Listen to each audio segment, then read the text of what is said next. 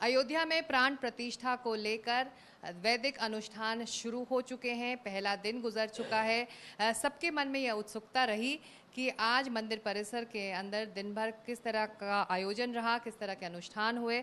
यही समझने के लिए हम पहुंचे हैं आचार्य जी लोगों के पास। मेरे साथ अब जुड़ रहे हैं यज्ञाचार्य जयप्रकाश त्रिपाठी जी। बहुत धन्यवाद, आप लोगों ने वक्त निकाला है। आप लोगों के लिए लंबा दिन रहा होगा। हमारे दर्शक भी उत्सुक हैं और हम भी ये जानना चाहते हैं कि जो पहला दिन रहा, जो मंगलवार का दिन रहा, उस दिन परिसर के अंदर यज्ञ मंडप पर क्या क्या आप लोगों ने किया और किस तरह से अनुष्ठान की शुरुआत हुई। आज मंगलवार को इस त्रिदिवसीय प्रतिष्ठा यज्ञ का प्रथम दिवस था। सर्वप्रथम 6 बजे से 6:30 बजे तक ब्रह्म यज्ञ हुआ, वेद का स्वाध्याय हुआ वैदिक विद्वानों के द्वारा। फिर उसके पश्चात पंचांग पूजन के अंतर्गत गणपति पूजन, वरुण पूजन, स्वस्थ पुण्याह वाचन, षोडश मातृकाओं का पूजन, सप्तघृत मातृकाओं का पूजन, जो यजमान हैं उनके पुत्रों यानी नांदी मुख श्राद्ध और ब्राह्मण वर्ण, ये सर्वप्रथम कार्य को संपादित किया गया। फिर मंडप प्रवेश हुआ। मंडप प्रवेश में दिग्रक्षण प्रोक्षण किया गया, पवित्र किया, शुद्ध किया गया। उसके पश्चात यज्ञ भूमि में जो भी खनन से दोष उत्पन्न होता है उसकी शांति के लिए वास्तु पूजन होता है, वास्तु का पूजन किया गया। फिर उसके पश्चात मंडप पूजन हुआ। मंडप में जो 16 स्तंभ है वह 16 कलाओं का प्रतीक है। जैसे ईश्वर 16 कला से युक्त होता है, उसे एक तरह यज्ञशाला भी 16 कलाओं से युक्त है, तो इसलिए 16 स्तंभों का पूजन होता है। पूजन होने के पश्चात प्रधान देवता, जिन जिन देवताओं का यहाँ पे प्रतिष्ठा होना है, उन देवताओं को प्रधान वेदी पर रामभद्र मंडल बना करके उस पर देवताओं का आवाहन किया गया। फिर मध्य में कलश स्थापन किया गया। कलश के ऊपर पीठ देवताओं का आवाहन पूजन किया गया। फिर यंत्रते बाध्यते देवता इति यंत्र, फिर जो प्रभु श्री राम हैं उनका यंत्र बनाया गया। यंत्र में तत्त स्थानों पर देवताओं का आवाहन किया गया। फिर उसके बाद श्री राम दरबार, सीता राम, लक्ष्मण भरत शत्रुघ्न दास हनुमान, फिर उसके पश्चात शिव जी का, सूर्य नारायण का, अन्नपूर्णा जी का, भगवती का, गणेश जी का, इन लोगों को स्वर्ण के प्रतिमाओं में अग्नितारण पूर्वक देवताओं का आवाहन किया गया। आवाहन करके विधिवत उनका अंग प्रत्यंग का पूजन किया गया, आरती की गई। फिर उसके पास कुंड का पूजन किया गया। फिर अरणि मंथन के द्वारा अग्नि उत्पन्न करके सभी कुंडों में अग्नि का आधान किया गया। आधान करने के पश्चात ग्रह मंडल का आह्वान किया गया, योगिनियों का आह्वान कर पूजन किया गया, क्षेत्रपाल देवताओं का आह्वान पूजन किया गया। फिर ग्रह याग हुआ, ग्रहों के मंत्रों से हवन किया गया। फिर मंडप में जितने देवताओं का आह्वान किया गया उनका हवन किया गया। जो 8 देवता हैं उनके मंत्रों के द्वारा अष्टोत्तर शताहुति 108 आहुति हर एक कुंडों में आहुति प्रदान की गई। उसके पश्चात हम लोग कर्मकुटी, मंदिर जो मूर्तियों का कर्मकुटी क्रिया किया गया। उसके पश्चात जलाधिवास हुआ, मूर्तियों को जल में अधिवासन कराया गया। इस समय मूर्ति जल में ही वास कर रही है। आज का कृत्य जो है इतना संपादित किया गया यज्ञशाला में। हम लोग आचार्य जी, आपकी जिम्मेदारी क्या थी मंगलवार? मैं आचार्य जी का सहयोगी हूँ, उपाचार्य हूँ इसमें यज्ञ में, और आचार्य जी का जो भी निर्देशन होता है उसके माध्यम से हम सब लोग क्रियाओं को संपादित करते हैं। आज विभिन्न क्रियाओं के साथ साथ में बाद में जो कर्मकुटी का जो हवन होता है वो आकर यज्ञशाला में वो हवन भी हुआ, अघोर मंत्रों से हुआ, और सभी मृत्यु देवता को भी आहुति दी गई। तो इस प्रकार से सभी संतुष्ट रहें और भगवान के आगमन के लिए दिव्य वातावरण बन सके, इसके लिए सब कार्य किया गया। और वहाँ पर ऊपर जो भगवान की दिव्य प्रतिमाएं हैं वो बहुत सुंदर हैं।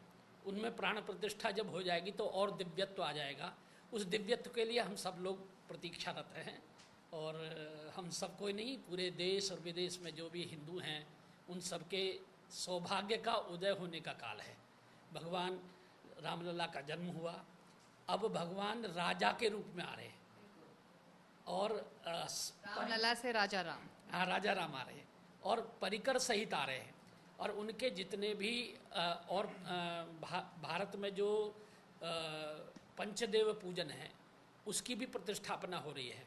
जो आदि शंकराचार्य जी ने पंचदेव पूजा का विधान सभी हिंदुओं के लिए किया। जिस भी प्रमुख देवता को हम प्रधान माने उसको मध्य में रख के सूर्य, देवी, गणेश, इस प्रकार पंचदेवता। तो यहाँ पर 8 मंदिरों का, भगवान के दरबार के सहित 8 मंदिरों में प्राण प्रतिष्ठा का कार्यक्रम चल रहा है। आज प्रथम दिवस संपन्न हो गया, कल से इसके आगे की क्रियाएं होंगी। तो इस वक्त जो आप कह रहे हैं कि जो मूर्तियां हैं वो अभी जल में ही हैं? जी, मूर्तियां अभी जल में हैं और मंगलवार रात पूरी रात जल में रहेंगी? पूरी रात जल में रहेंगी। कल प्रातःकाल हम लोग मंडप में जाएंगे, गणेश जी का पूजन करेंगे। अन्य जो भी आवाहित देवता हैं मंडप में, यज्ञ मंडप में, उन सबका पूजन करेंगे। कुछ हवन आदि कृत्य करेंगे। इसके बाद मूर्तियों को हम लोग उठाएंगे और पुनः हम लोग अन्नाधिवास करेंगे। कुछ हवन आदि कृत्य हैं वो करेंगे, फिर अन्नाधिवास करेंगे और अन्नाधिवास करने के बाद पुनः मूर्तियों का स्नान होगा। स्नान, बहुत प्रकार से औषधियाँ हैं, वनस्पति हैं, उन सभी वस्तुओं से देवताओं का स्नान कराया जाएगा। और इसके उपरांत स्नान के क्रम में मूर्तियों का कुछ श्रृंगार आदि करके और प्रांगण में ही भ्रमण का कार्य होगा, जिसको नगर भ्रमण कहते हैं। वो भी कार्य कल संपादित करेंगे। आचार्य जी के आमतौर पर नगर भ्रमण जब होता है तो बाहर निकलती हैं मूर्तियां आमतौर पर क्या?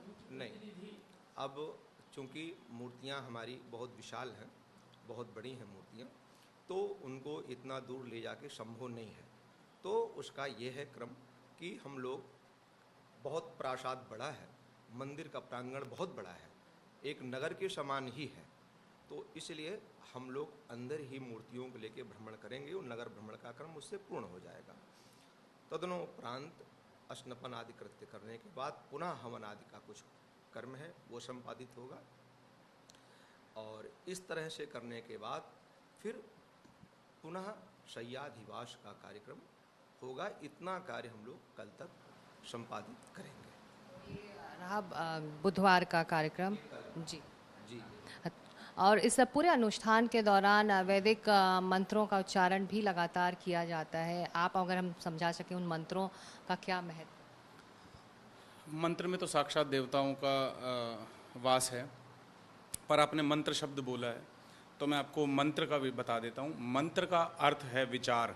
जैसे हम बोलते हैं वेद मंत्र, अर्थात वेद के विचार। तो आपने जो मंत्र बोला, वैसे तो मैं आप सबका शिष्य हूँ, मैं आप सब से शिष्य पुत्र समान हूँ इनके। मुझे बोलना नहीं चाहिए क्योंकि जो ये बोल गए वो गुरु वाक्य जनार्दन, जो गुरु ने कह दिया वो ठीक है। परंतु अब मैं बैठा हूँ और एक जिम्मेदारी है हमारी, ट्रस्ट ने हमें जिम्मेदारी दी है। तो मैं आपको इसमें 2-3 चीज़ें छोटी छोटी, गुरुजी ने आपको बिल्कुल विधिवत शब्द प्रयोग करे हैं। गुरुजी का ज्ञान बहुत बड़ा है। गुरुजी मुझे लगता है कि हजारों यज्ञ करा चुके हैं। मैं पूजन की बात नहीं कर रहा हूँ, मैं यज्ञों की बात कर रहा हूँ।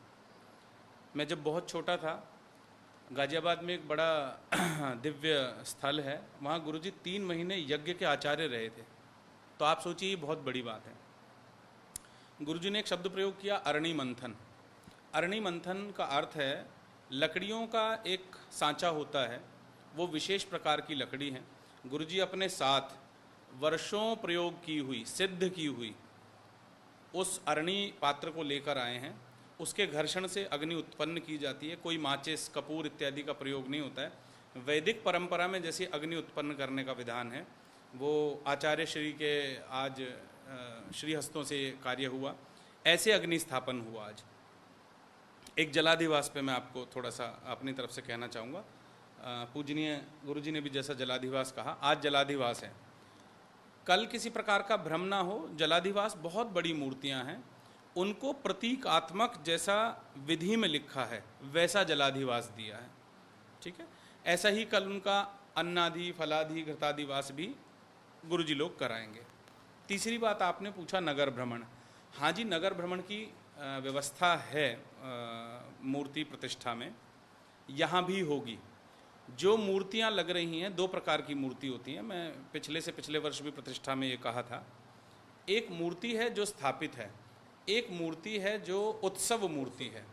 तो सभी देवताओं की उत्सव मूर्तियाँ हैं जो स्थापित मूर्तियों से अलग हैं और साइज़ में छोटी होती हैं आकार में। उन मूर्तियों के साथ हम मंदिर, क्योंकि बड़ा दिव्य भव्य और बहुत बड़ा मंदिर है, उसके अंदर ही हम इसका भ्रमण कराएंगे हमारे जो यजमान युगल हैं उनके साथ, और गुरुजी के सानिध्य में। बहुत सुंदर, और मैं पुनः कृतार्थ अपने आप को अनुभव कर रहा हूँ आप लोगों के श्री चरणों में आके, और ये सब ज्ञान जो मिल रहा है मुझे।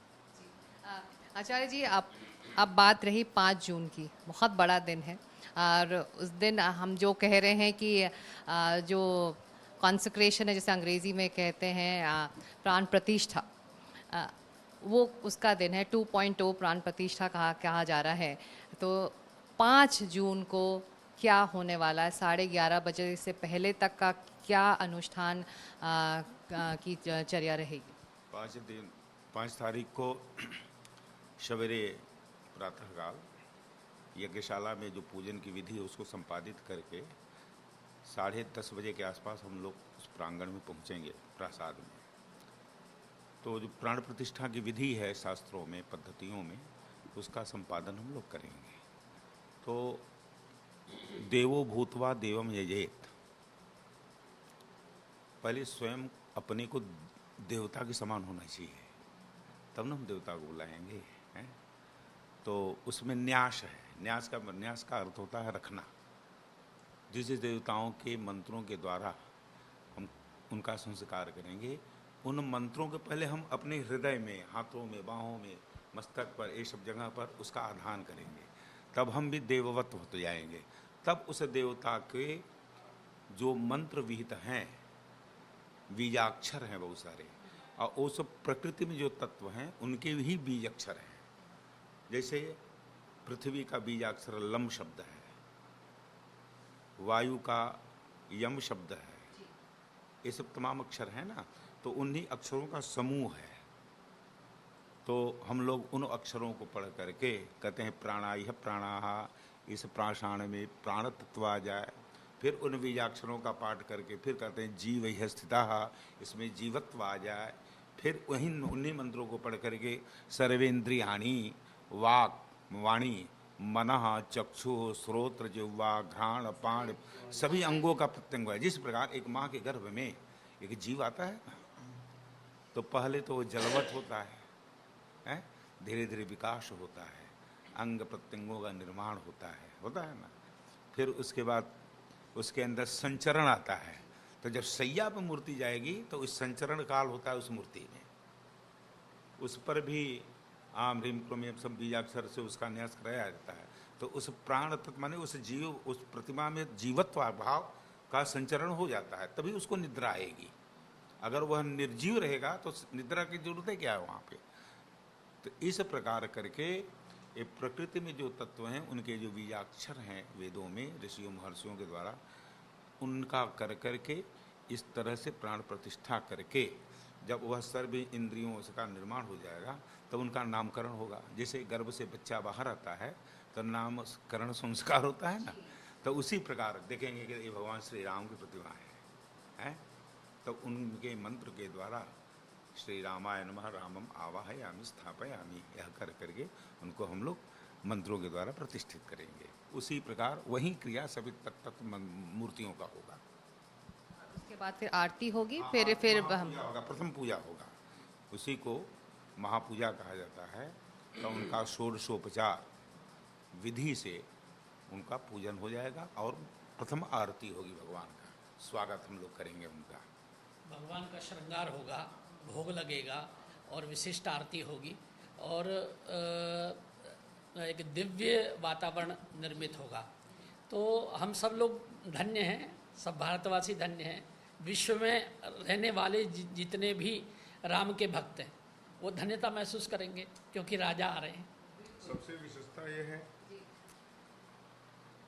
कि विद्वान लोग चलते हैं तो अपना समूह लेके चलते हैं।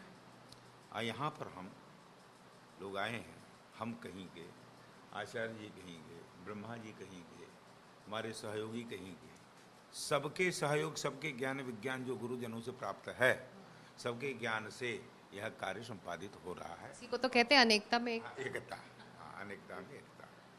आप जो कह रहे हैं, जो जिज्ञासा पूरी दुनिया में है और पूरे देश में है कि स्वरूप क्या रहने वाला है देवी देवताओं का, आप भाग्यशाली, आप सभी लोगों ने वो स्वरूप देखा है। आप कुछ हमारे दर्शकों के लिए बता पाएं कि किस तरह का स्वरूप हम सबको देखने को मिलेगा 5 तारीख? देखिए, भगवान का जो स्वरूप है ऐसे तो अनंत है परमात्मा, पर यहाँ जो राजा राम आ रहे हैं, दक्षिणे लक्ष्मणो यस्य वामे च जनकात्मजा पुरतो मारुतिर यस्य तम वंदे रघुनंदनम। ऐसा भगवान राम का जो दरबार है वो ऐसा है। और जब राम राजा बनेंगे तो हम लोग जो कल्पना करते हैं कि सर्वे भवन्तु सुखिनः सर्वे सन्तु निरामया सर्वे भद्राणि पश्यन्तु माँ कश्चित् दुःख भाग् भवेत्। संपूर्ण विश्व में जो वैमनस्य है उसमें शांति मिले। संपूर्ण विश्व में जो तनाव चल रहा है, संपूर्ण विश्व जो लड़ रहा है, उन पर सभी देशों के राष्ट्राध्यक्षों को सद्बुद्धि आए। वसुदेव कुटुंबकम का जो हमारा सोच है, जो हमारी परिकल्पना है, वो संपूर्ण विश्व में जाए। हम हमारा जो वैदिक सनातन धर्म है वो कहता है मनुर्भव, मनुष्य बनो, पहले मनुष्य बनो, मनुष्यता आए। हम ये नहीं कहते हैं मुस्लिम बनो, ईसाई बनो, यहूदी बनो, ऐसा नहीं बोलते हैं। हम बोलते हैं, हमारा वेद कहता है मनुर्भव, मनुष्य बनो, पहले मनुष्यता आए। मानव के जो लक्षण है वो तुम्हारे अंदर आए। दया, शीलता, क्षमा, दान, उपकार, ये जो मानव के लक्षण हैं वो तुम्हारे अंदर आए। और हम सभी जो विद्वान हैं भगवान से प्रार्थना करेंगे कि संपूर्ण विश्व में शांति स्थापित हो। सर्वे भवन्तु सुखिनः सर्वे सन्तु निरामया और सर्वे भद्राणि पश्यन्तु माँ कश्चित् दुःख भाग् भवेत्। इसी सद उद्देश्य से हम अनेकों में एक हैं, अनेकों में एक हैं। हमें किसी संप्रदाय से, किसी व्यक्ति से, किसी धर्म से, किसी भाषा से द्वेष नहीं है। हमारे सब हैं, हम सबके हैं। और संदेश इस मंदिर से भी जाता है। यही संदेश इस मंदिर से जाएगा और हम लोग यही परिकल्पना भी कर रहे हैं कि राम राज्य स्थापित हो भारत। एक आखिरी अनुरोध आप सभी से, जो मंत्र उच्चारण आप लोग वहाँ करते हैं, कुछ ऐसा जो हमारे दर्शकों को आप सुना पाए जाते जाते। भगवान राम की स्तुति करते हैं। ओम रामो राजमणि सदा विजयते रामं रमेशं भजे रामेण विहता निशाचर चमु रामाय तस्मै नमः।